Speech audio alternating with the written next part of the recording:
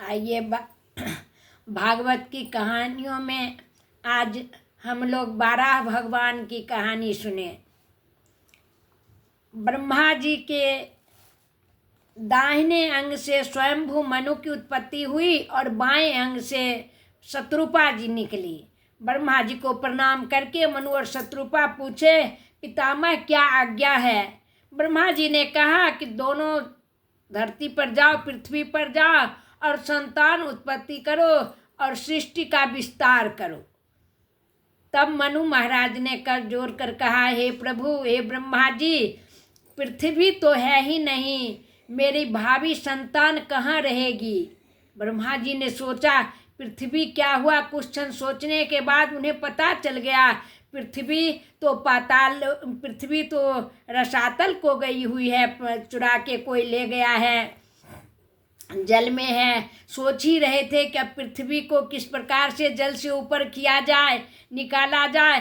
तभी ब्रह्मा जी को छींक आई और उनके नासा छिद्रों से एक छोटा सा 12 रूप भगवान प्रकट हुए। ब्रह्मा जी सोच ही रहे थे कि ये कौन है, कैसे आए। तब तक भगवान एक आश्चर्य की बात के एकाएक बहुत विस्तार रूप धारण कर लिए। बहुत बड़ा का विस्तार रूप हो गया और भीषण गर्जना करने लगे। ब्रह्मा जी के साथ मरीचि आदि सनकादिक ऋषियों ने 12 भगवान की प्रार्थना की।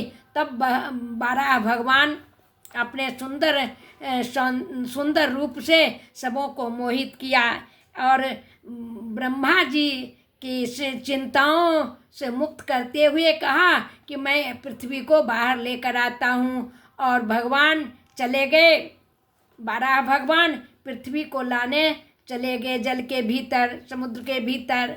और जब पृथ्वी लेकर भगवान आ रहे थे तो रास्ते में ही हिरण्याक्ष ने उनसे युद्ध प्रारंभ कर दिया। भगवान तो अपने चमकते हुए हीरे जैसे दांतों पर पृथ्वी को रखे हुए थे, तो उस समय हिरण्याक्ष को कुछ नहीं कहा।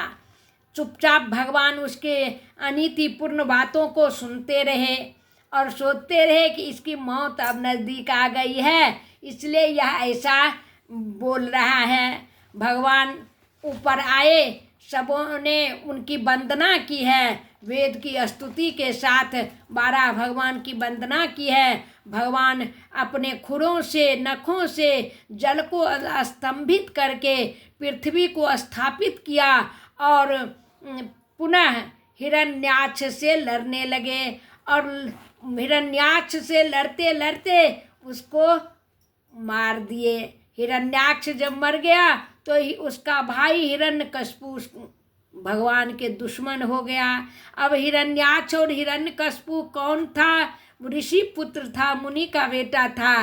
क्यों राक्षस हुआ, हम लोग दूसरी कथा में सुनेंगे। भगवान 12 भगवान की ऋषियों ने स्तुति की है। भगवान बड़े प्रसन्न हुए हैं।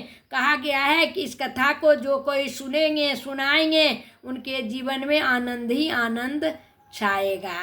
बोल दे वृंदावन बिहारी लाल की जय।